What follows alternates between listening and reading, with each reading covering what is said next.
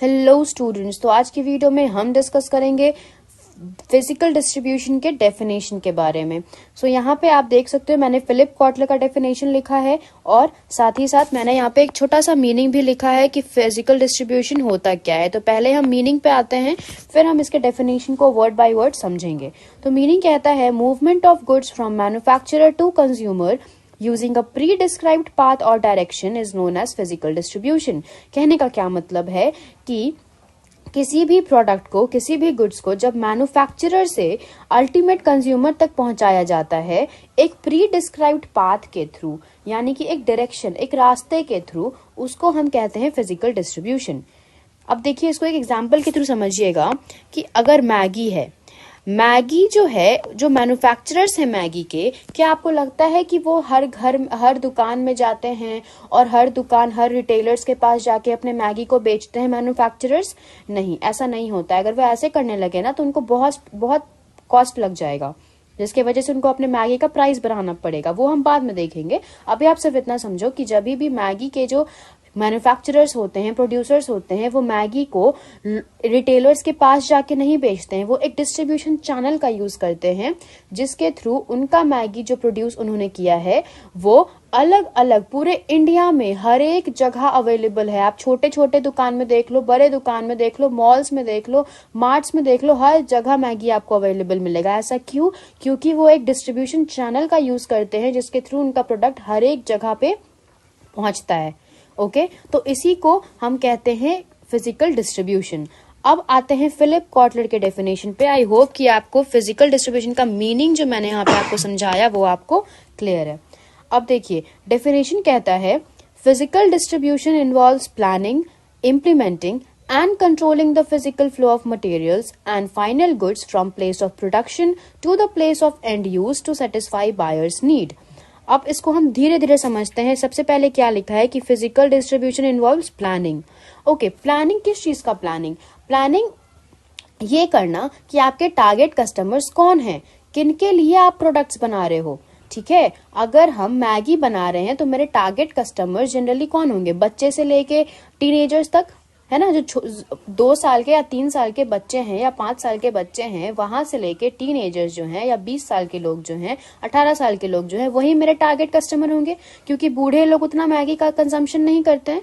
तो उसी तरीके से अगर आप डायपर्स बना रहे हो, डायपर्स का मैन्युफैक्चरिंग कर रहे हो, तो आपके टारगेट कस्टमर्स कौन होंगे? वैसे लोग जिनके 0 से 5 ईयर्स तक के बच्चे हैं। तो यहाँ पे आप प्लान कर रहे हो कि आपका टारगेट कस्टमर कौन है सबसे पहले, और दूसरा क्या आप प्लान कर रहे हो कि आपका प्रोडक्ट कौन से डिस्ट्रीब्यूशन चैनल के थ्रू पहुंचेगा, कौन सा डिस्ट्रीब्यूशन चैनल आप यूज करोगे ताकि आपका प्रोडक्ट जो है वो अल्टीमेट कंज्यूमर तक पहुंच पाए। इस चीज की आप प्लानिंग करते हो। आई होप ये क्लियर है। अब आ जाते हैं इम्प्लीमेंट। प्लानिंग के बाद इम्प्लीमेंटिंग है।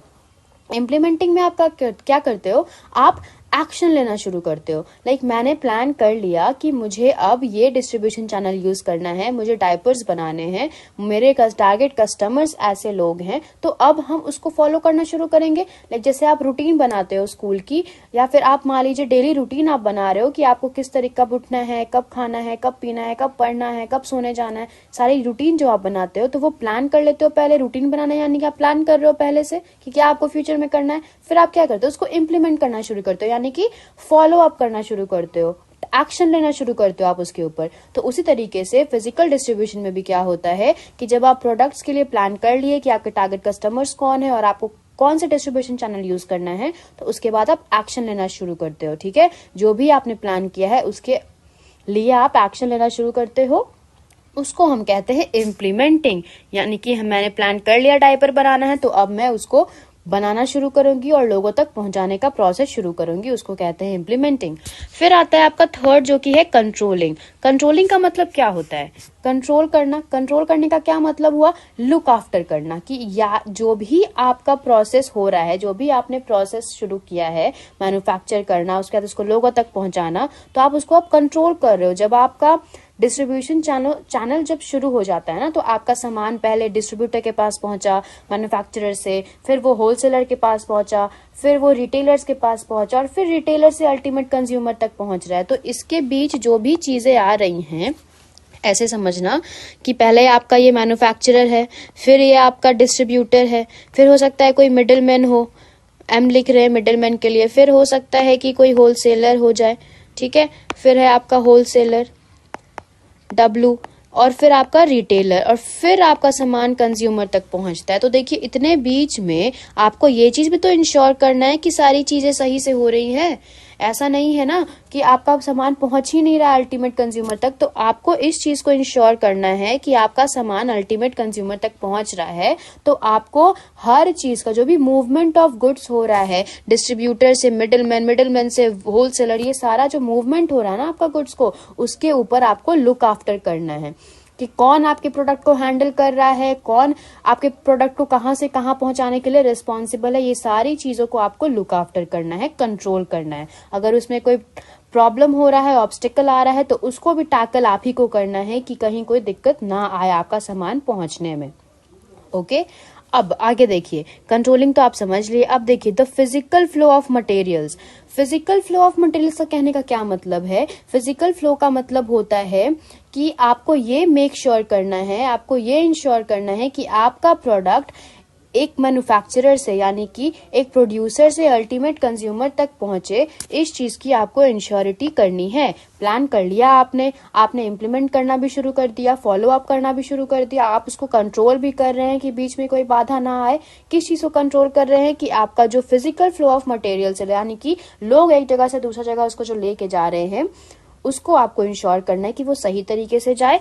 And final goods from place of production, यानी कि फाइनल गुड्स जो आपका है, मैन्युफैक्चरर ने जो बनाया, वो फाइनल गुड्स जो है वो आपका प्लेस ऑफ प्रोडक्शन, यानी कि जहां पे प्रोड्यूस हुआ, वहां से लेके आपका प्लेस ऑफ एंड यूजर तक, यानी कि एंड यूजर कौन होते हैं? जो आपके कंज्यूमर, जो उस चीज को कंज्यूम करते हो। लाइक अगर आप मैगी खा रहे हो तो आप कंज्यूमर हो, आप एंड यूजर हो। तो from the place of production से लेके जहां वो सामान बन रहा है, वहां से लेके एंड यूजर कंज्यूमर तक पहुंचाने का काम होता है किसका? फिजिकल डिस्ट्रीब्यूशन में इन्वॉल्व होता है ये सारा चीज। क्यों होता है ये? ताकि जो कंज्यूमर्स हैं, जो बायर्स हैं, जो खरीद रहे हैं, वो अपने डिमांड्स को, अपने नीड्स को सेटिस्फाई कर सके। ठीक है, बस थोड़ा सा अच्छे से समझो, एक ब्रीफ दे रहे हैं हम इसका फिर से तुम लोगों को, कि प्लानिंग पहले आप करते हो कि आपको क्या बनाना है, फिर आप इम्प्लीमेंट क्या बनाना इन द सेंस कि आपके टारगेट कस्टमर्स कौन से हैं और आपको अपना सामान कौन से डिस्ट्रीब्यूशन चैनल के थ्रू पहुंचाना है। फिर आप इम्प्लीमेंट करते हो, उसको फॉलो करना शुरू करते हो, फिर आप कंट्रोल करते हो, यानी कि जब आपने फॉलो कर लिया, आपने सामान बना लिया, तो अब आप डिस्ट्रीब्यूशन चैनल का यूज करोगे, आप डिस्ट्रीब्यूटर्स को दोगे अपना सामान, वो फर्दर आगे लेके जाएंगे नेक्स्ट प्रोसेस में। तो इन सारी चीजों का ध्यान आपको देना है, आपको कंट्रोल करना है। कोई दिक्कत आ रही है तो उसको सॉल्व करना है, वो आपका काम है। किस चीज के लिए? ताकि जो फिजिकल फ्लो ऑफ मटेरियल्स है वो सही तरीके से हो, यानी कि आपका जो प्रोडक्ट है वो सही तरीके से एंड यूजर तक पहुंचे।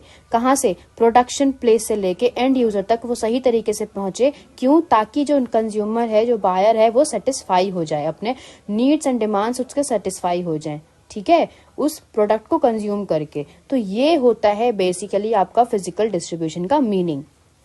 आई होप कि आपको अभी क्लियर हो गया होगा। ठीक है, नेक्स्ट वीडियो में हम डिस्कस करेंगे फिजिकल डिस्ट्रीब्यूशन के ऑब्जेक्टिव्स के बारे में। ओके।